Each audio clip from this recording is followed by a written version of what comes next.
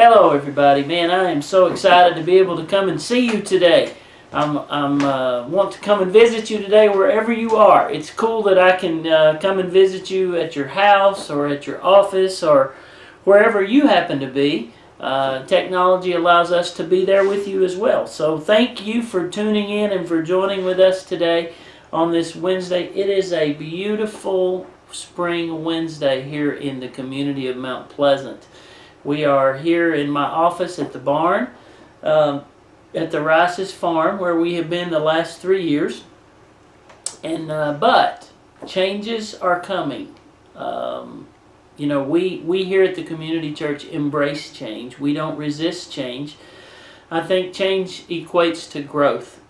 And if we're unwilling to change, then in many areas of our life we're unwilling to grow and go to the next level, to where God wants us to be. So we are moving closer and closer to the day that we're going to be moving to our new home, which will be our new temporary home, the Community Church of Mount Pleasant on East Franklin Street, right in town. It is the old Tuscarora Mill, and if you have not been by, you'll have to come by and see it sometime. I was driving out here this morning, and I saw in the yard of the old mill our sign, the Community Church of Mount Pleasant sign, and so that was put up last night. So it's getting pretty real. So we're just days away from being able to move over to our new temporary location. We will continue to meet for church in the elementary school until we're able to upfit the facility at the mill so we can have church out there. It will give us more room.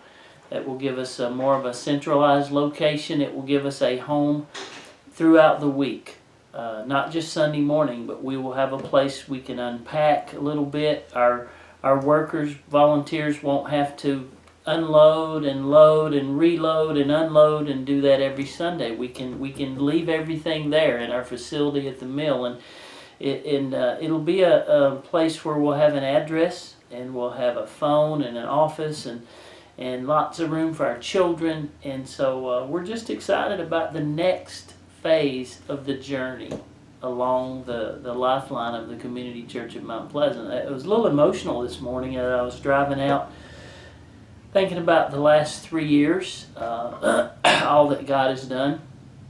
It started off as a conversation, a thought, and then maybe a dream.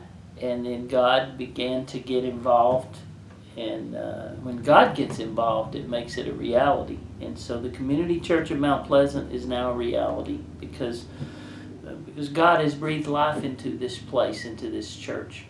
And so it's pretty exciting to just take a deep breath and step back and just see all that God has done and all that God is doing.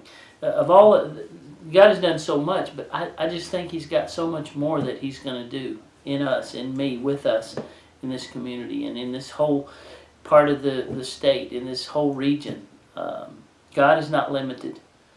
God is not limited to a building or an ordinance or a community. God can do whatever He wants to do. And I know what God wants to do. God wants to reach people with His gospel, the message of Jesus Christ and His love. So anyway, I'm pretty overwhelmed today about last night and the work at the mill and the volunteers and the meal that we had that was provided by our friend Anthony, and it was an awesome meal. We had so much work done. People came to work. They came with an attitude of fun and happiness and gratefulness, and let's get this done.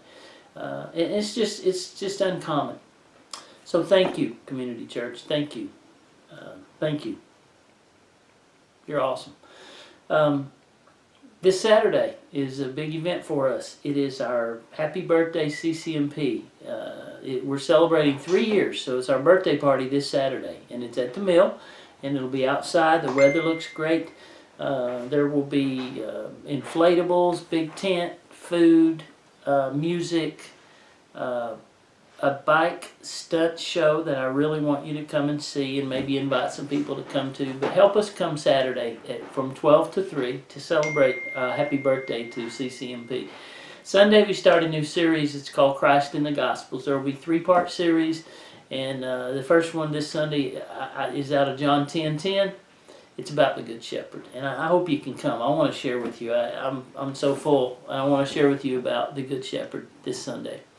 Okay, let me give you a brief thought today from the book of 1 Peter. 1 Peter chapter 1 and into chapter 2. But, I've been thinking about the move and so much work being done at the mill, and there's been painting and cleaning, and I watch these people work and sweat, and they're so diligent. And I was watching a lady last night vacuuming, and just the diligence that people are putting into cleaning this new place that we're going to be able to go and move into. And I was thinking about this verse, 1 Peter, actually chapter 2, verse 1, and I was thinking about spring cleaning. It's that time of year, and sometimes you need to clean and organize, and here's a word for you that's become pretty popular. The word is declutter. Do you ever need to declutter? I need to declutter my office. We live in Concord, and last fall we moved. We moved out here closer to Mount Pleasant, and we got a new house, and we moved in from our old house. We were there 17 years. Do you have any idea how much clutter you acquire in 17 years? Do you have any idea? I think you do, because you probably have acquired some clutter along the way wherever you live. Well, we did. We had acquired 17 years worth of clutter. And it was, maybe some of it was good clutter, but it was clutter, and some of it needed to go. Man, I made so many trips to Goodwill because I needed to declutter a little bit. Well, you know what? There's an amazing thing that happens in your life. Every year that you live, you acquire clutter in your life. Things that come into your life that you maybe don't filter, and they're there. And your life gets cluttered. Well, there are some things, as we think about spring cleaning, that we need to declutter from our lives. And it will make, it's wonderful when you declutter. You have all this open space. You have these rooms that you've never seen before, and you have your home is wonderful when you declutter, and your life is that way as well. So let me read 1 Peter chapter 2. I will just read verse 1. I'd like for you to read this sometime. Chapter 1, chapter 2, lots of verses. Let me just read verse 1, then we'll be finished with our devotional today. 1 Peter chapter 2. Verse 1, wherefore, laying aside. Laying aside. You know what that means? That means to put aside. It means to declutter. So, wherefore, declutter aside, and here's what we should declutter. All malice, that's clutter. That is not helpful. That is harmful. Malice. Guile. This means anger and bitterness. Wherefore, laying aside all malice and all guile and hypocrisies. Do you know that hypocrisy is clutter? And I think we should be careful, because we probably all, well, I'm sure all of us have this clutter in our life, hypocrisy. And sometimes we don't even realize it's in there. And it just kind of piles up, and it blocks the way in our life. So declutter malice and guile and hypocrisy and envy. Wow. And all evil speaking. I really would like for you to read this. I'm not going to take the time, but declutter. It's springtime. It's time to get some stuff and haul it out. You don't need it anymore. If you don't use it, you don't need it. And sometimes you use it and you still don't need it. So, spring cleaning. Declutter your home. Declutter your office. Declutter your garage. Declutter your car. Declutter your life. Don't simply move your mess to a new place. Don't move your mess. Just keep moving it. It doesn't go away. Fresh, uncluttered start. It's time. Clean, dust, sort, organize, declutter. It's an exhausting process, but when you do it, you'll be so happy. You'll be so free. You never knew you had such a big house.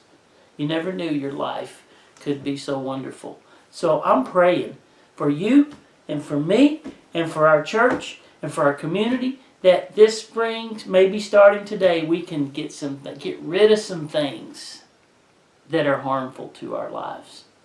Let's declutter today. Thank you for joining us. I hope you can come Saturday to our birthday party. I hope you can come see us at church on Sunday. God bless you. You have a great Wednesday.